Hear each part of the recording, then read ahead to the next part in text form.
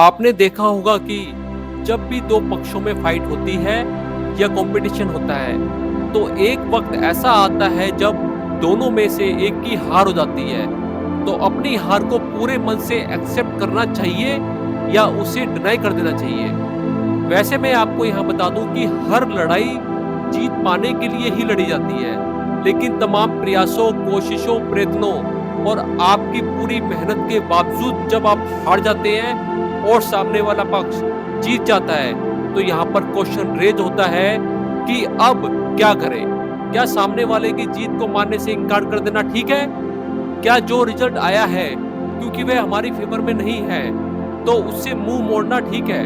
इन सब का उत्तर एक ही है, नहीं। जब भी ऐसी सिचुएशन आए तो उसे एक्सेप्ट करना ही ठीक है।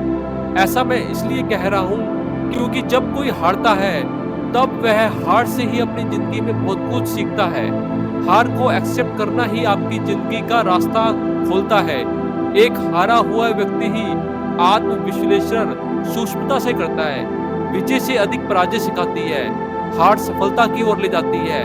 कल तक जिसे हम कुछ नहीं समझते थे, आज उसका मतलब भी समझ में आने लग जाता है।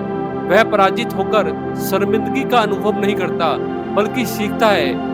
हार से एक नया नजरिया डेवलप होता है। फॉर एग्जाम्पल, जैसे कि बाजार में उतार चढ़ाव से कई व्यापारी डूब जाते हैं। वे अपनी हार को एक्सेप्ट नहीं करते और हार्ड वर्किंग करने की बजाय कंप्रोमाइज का रास्ता अपनाते हैं। किसी भी चीज से हार जाना तो आसान है, लेकिन यही वह अवसर है जब आप अपने आप को प्रूव कर सकते हैं।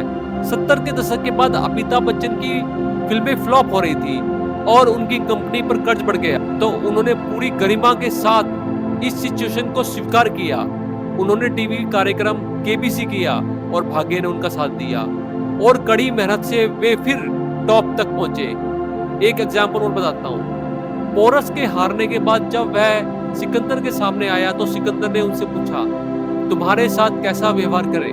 तो उसने कहा, मेरे साथ वह व्यवहार करे जो एक राजा दूसरे के साथ करता है। सिकंदर ने उसे मुक्त कर दिया।